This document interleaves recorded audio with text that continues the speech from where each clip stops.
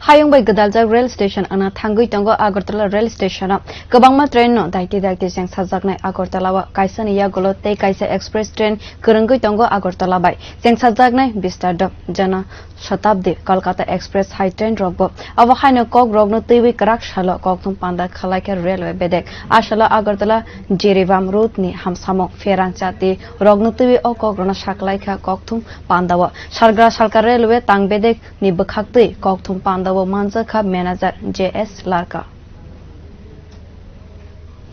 हम करेंगे world class station बनाएंगे और यहाँ पर भी जो है डेवलपमेंट का कार्य इसमें करेंगे और इसमें भी एक वर्क अलग से सैंक्शन हुआ है, वो भी साथ के साथ हमारा इसमें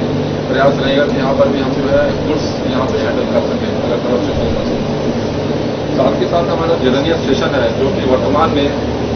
बहुत ही कंजस्टेड है और मोस्टली जितना भी हमारे पास फ्रेट और गुड्स ट्रैफिक जो आता है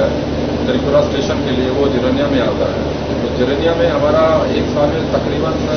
2 मिलियन टन का इनवर्ड ट्रैफिक रहता है। इसको हमारा प्रयास है कि इसको 1.5 गुना बढ़ाने के लिए,